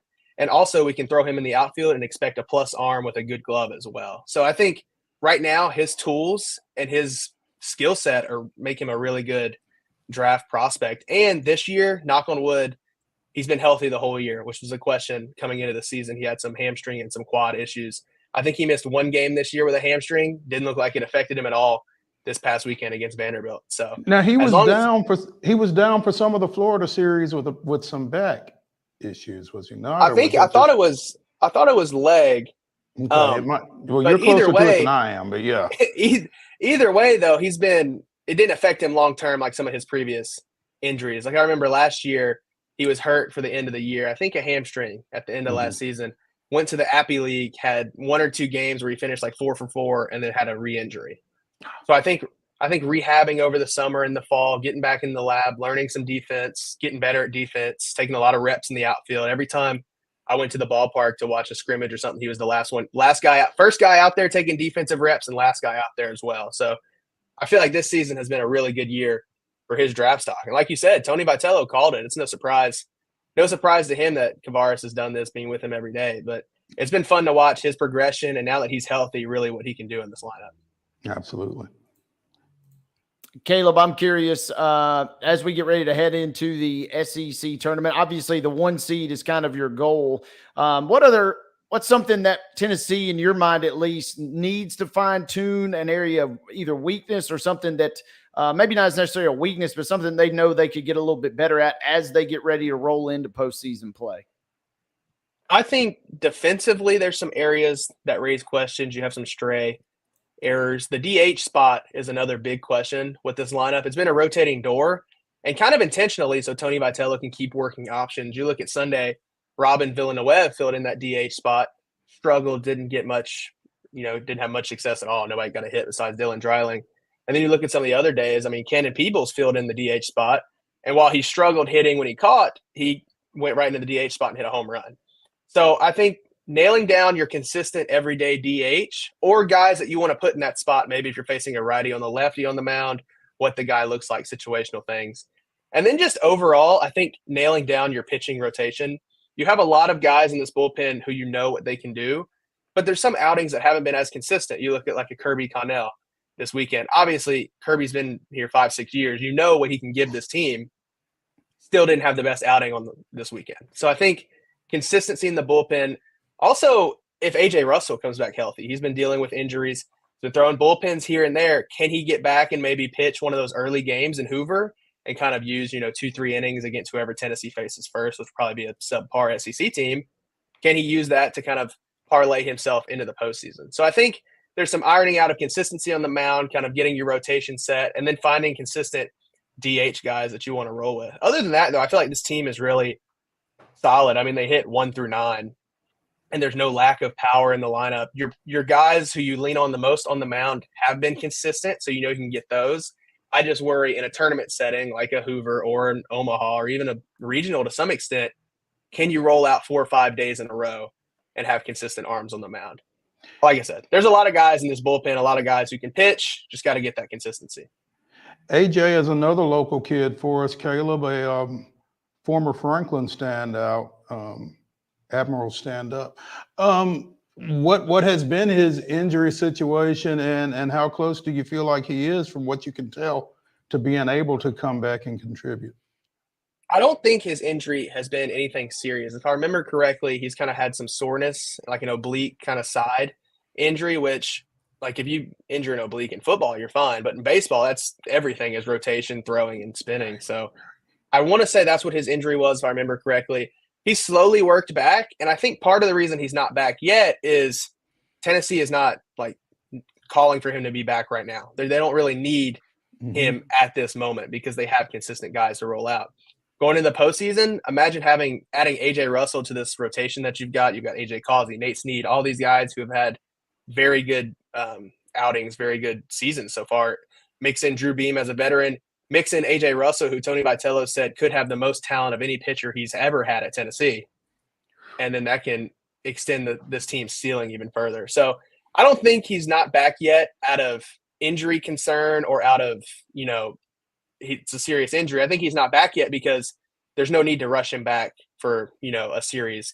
So I wouldn't be surprised if he threw, 1-2 innings maybe this midweek, or maybe picked up a couple innings over the weekend to kind of start getting in-game reps back. And then I feel like once you roll into the postseason, if you can mix him into the rotation, even if he can only give you 2 innings, that could be a really big 2 innings. And especially with a sport as crazy as baseball, having a guy out there like A.J. Russell with the stuff he can bring would be really big for moving the ceiling for this team. Absolutely. Caleb JARREAU of the Daily Beacon joining us here on Main Street Sports today. Tennessee closes out the regular season this weekend against visiting South Carolina. 5:30 Central on Thursday, 5:30 Central on Friday, 12 noon on Saturday, and it looks like you can see them all on the SEC Network Plus. So, or you can follow Caleb JARREAU at Caleb JARREAU16 on X or Twitter or however you care to refer to it. But Caleb, we appreciate your insight, man. And are you going to Hoover? Oh yeah, Hoover. When I was little, me and my dad used to go to Hoover every year to watch SEC baseball. So that's one of my favorite venues, one of my favorite places to go. So I'll make sure to get there. I tell you, if I can ever get spring fling out of the way, I'll be down there as well. But I'm a little committed that time of year, unfortunately. But it's some great baseball, and if you've not been, and if you get a chance to go, you should go, like Caleb said. So, Caleb, we appreciate it. We'll be catching up with you, man. Awesome. Appreciate you having me on, guys. Thank you. When we come back for the final segment of Main Street Sports today, it's the grab bag. And I'll just say, yeah, boy, and leave it at that. Stay tuned.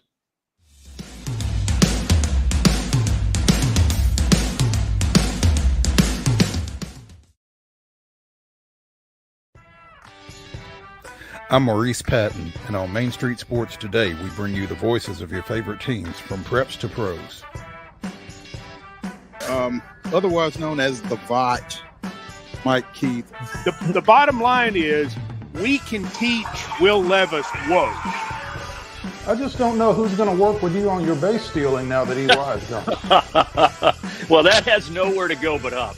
And I was just like, oh, guys, not again. Can we just bury that, burn that footage, and not bring it back? No. No. Thank you. We'll keep it going past the All-Star break, and looking forward to seeing how the rest of the season plays out. There's always a good story to tell. Can you guess where I am today, Mo? Where am I? It's not Reese Smith Field, is it? Yeah. Because anytime you play Chicago, you want to win. That's just you got that right, and that's bottom line. Be a buzz. When you're walking the dog, you keep the bags that you need for the dog in the bag, and you don't even have to wear it. You can just hold it, which is what I do when I walk the dog. So I think the fanny pack probably needed a little rebranding. It did. It really did. On your show logo, we've got to get a puck in there. There's a basketball. There's a football. There's a baseball. Maybe not a puck. How about Mo brandishes a hockey stick? Tune in daily at 2 p.m. on Main Street Media TV.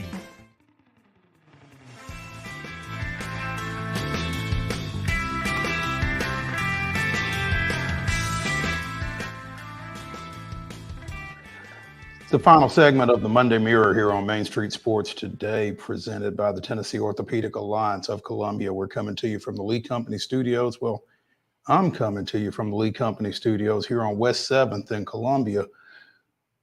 The just back from Vegas, Wade Neely, coming to you from the Lee Company studio of his abode.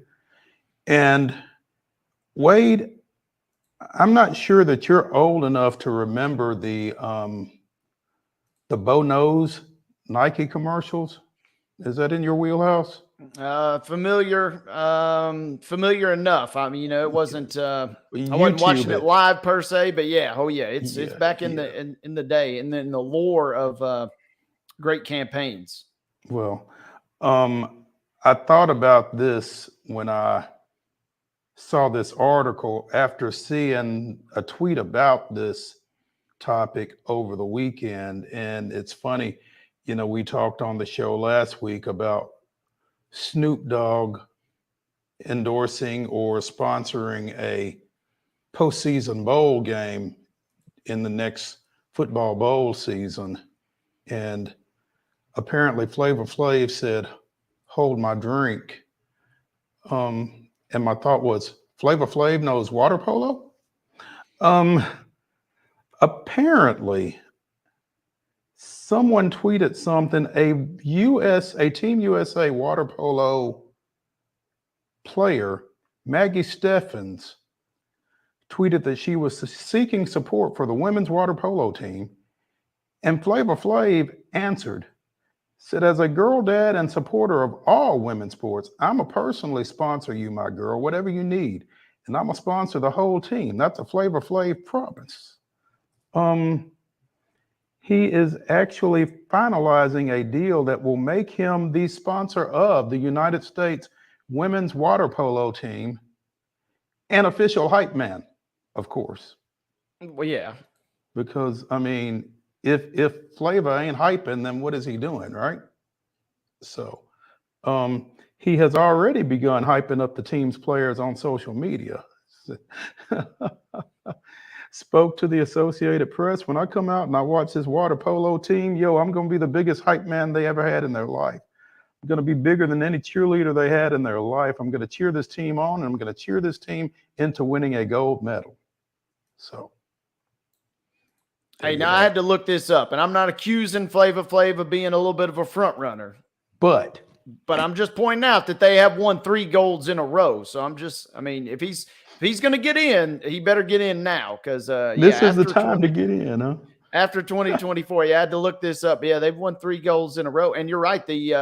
I mean, getting a bag is never a bad thing, but having the kind of social media kind of oomph potentially that carries, that is its own form of currency that cannot be discounted. So a nice little partnership brewing, and I think we'll probably have a few more eyeballs on the women's water polo team as a result this year. I would think a few more eyeballs, certainly some different eyeballs. I mean, you might be cool, but is Flava Flav pumping you up? So, hey, now I didn't know this too. At the bottom of this article we're reading here, they also went to the Flava Flav's a big dog. Don't get me wrong, but they went to T Swift. I mean, that's the biggest dog in the yards, and apparently she's getting in there so much so that the team attended her Paris concert last weekend. Yes. So they attended the show last week as she kind of kicked off the European tour. So, man, props to the women's water polo team. They said, we're going to hustle our way into the conversation one way or the other.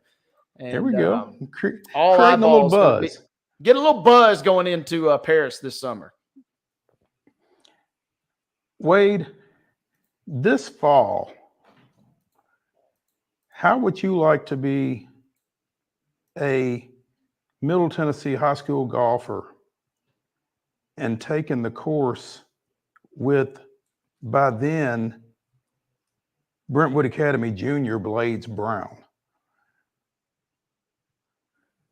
who this past weekend made the cut at the Myrtle Beach Classic and shot 10 under 274 for the 4 days?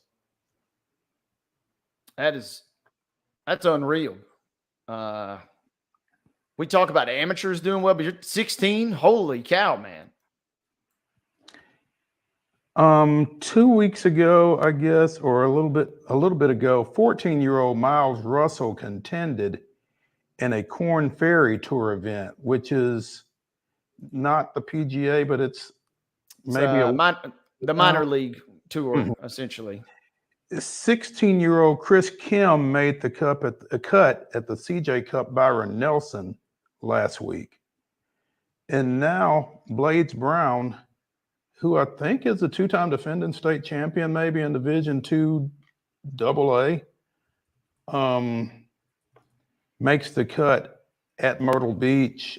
Again, shot 72, 67, 66, 69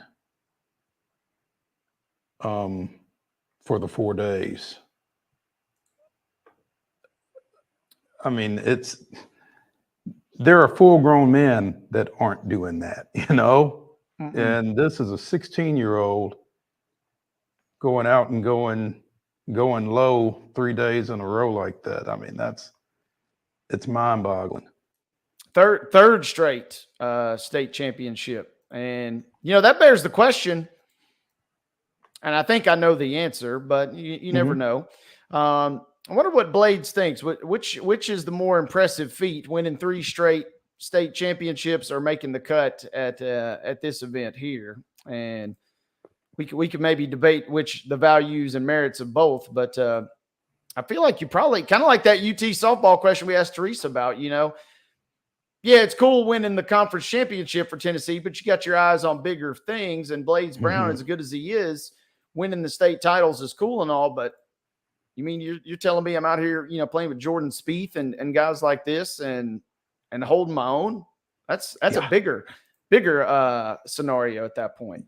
Yeah. That's I I mean, I would think, particularly for a 16-year-old, that's as good as it gets. And, you know, there's an article on golf.com, and he says his goal was to make people that came up to him feel just like Jordan Spieth made him feel during a practice round at the 2018 Masters. He said for him, he was just saying hi to a little kid, but to me, for a person of his caliber and his decoration, it meant the world. And he tried to be the same way, take that same attitude during his performance at Myrtle Beach this weekend. Got in on a sponsor's exemption, obviously, and I would dare say it won't be his last. So.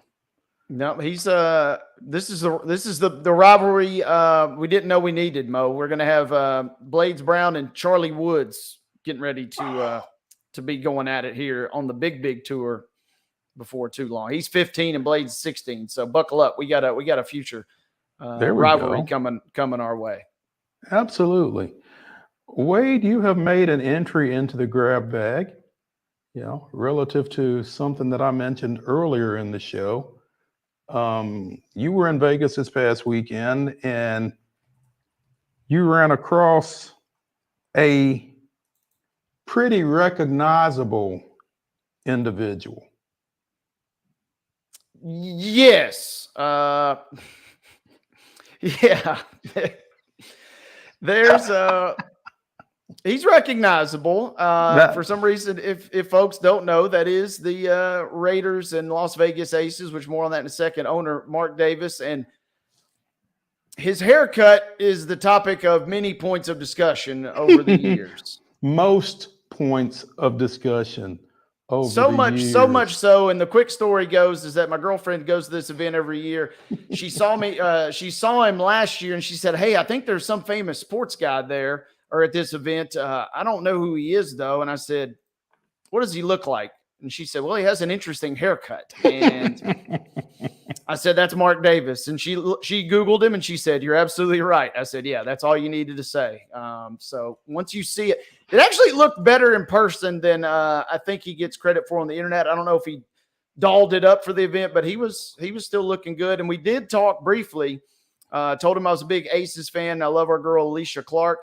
And I kid you not, he looked at me without even missing a beat. He said, "Back-to-back world champs, baby. Let's get another one this year." So they open up at home tomorrow night versus the Phoenix Mercury. Did you leave a and it's okay. It's okay if you did. You can be honest as you respond to this question. Did you leave a resume with Mark? You know, I didn't. And that's the real tragedy, I suppose, of all this, because I don't know when I'm gonna see him again. I mean, so that was next year at the Cleveland Clinic's fundraiser, I would imagine. I suppose I got a year to really get things tight, I guess, because I'm probably not going to run into him. But he was cool. He was very down to earth, and I got to spend maybe 5 minutes with him. And he was very gracious with his time, which was kind of nice. That's awesome. I don't think you're going to see him at the Brickyard this fall, though. No, he won't be coming to any Giles County games, I don't think, this year. So, don't believe the Titans have them on the schedule this year either. Yeah, that's unfortunate.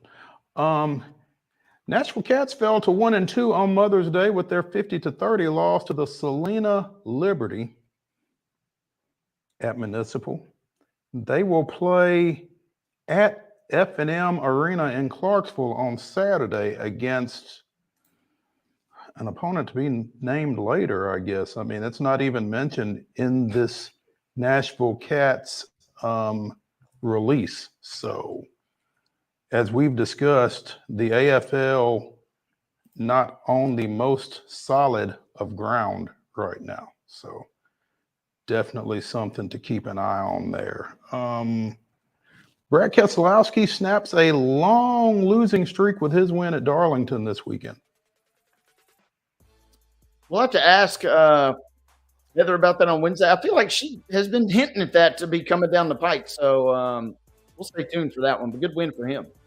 Definitely. 110 races between wins for Keselowski. Congratulations to him. Like you said, we will be speaking with Heather Williams about that on Wednesday. So be sure and come back with us on Wednesday at 2 o'clock. Be sure and come back with us tomorrow at 2 o'clock as well here on Main Street Sports Today, presented by the Tennessee Orthopedic Alliance of Columbia. We will see you in the Lee Company studios, 2 o'clock tomorrow.